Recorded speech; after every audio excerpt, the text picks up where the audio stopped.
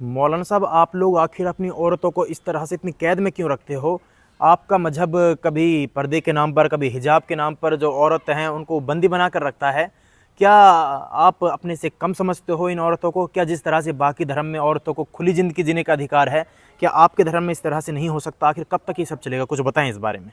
आपका शायद जो मतलब है वो हिजाब और पर्दे को लेकर है, बिल्कुल। जो खासकर जो मुस्लिम महिलाएं हैं आमतौर से उनमें एक बहुत बड़ी तादाद पर्दा करती है, हिजाब करती हैं। आप लोग करवाते हो वो, तो मतलब जोर? दरअसल सबसे पहले जो हिजाब का मामला है ये सिर्फ इस्लाम तक महदूद नहीं है, ये तो हिंदू धर्म में भी है। क्या बात कर रहे हो? और जो दूसरे जो मज़ाहिब उनमें भी है। आप मतलब इस बात का क्या कोई इसका कोई मतलब आप दलील दे सकते हो? कोई आप जी, दे सकते हो? जो ऋग्वेद है, हिंदुइज्म की अहम किताब है, उसमें इसका जिक्र है। कौन सी जगह? उसमें जो ऋग्वेद के अध्याय 8 श्लोक 33 और मंत्र 19-20 में ये मेंशन है कि ईश्वर ने तुम्हें स्त्री बनाया है। अच्छा। ताकि तुम अपनी निगाहें नीचे रखो, पुरुषों की ओर मत देखो, अपने पैर सटा कर रखो, अपना सिर ढक कर रखो और उस वस्त्र को ना दिखाओ जिसे घूंघट से ढका रखना चाहिए। अच्छा। इसके अलावा और भी जगह जिक्र है।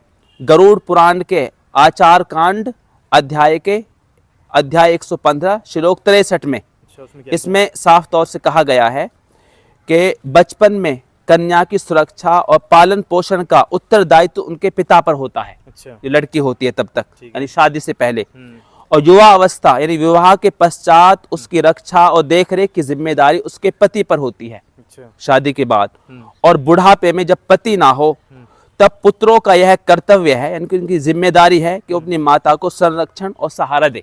मतलब कैसे मान लेगा ये बात सच है, झूठ भी तो हो सकती है जो आप बता रहे हो? इनको जो हिंदू धर्म के जो मानने वाले हैं उनको क्रॉस चेक भी कर सकते हैं, इनको गूगल पर सर्च भी कर सकते हैं। अच्छा। अगर हमने गलत बताया है तो हमको करेक्ट कर सकते हैं। अच्छा।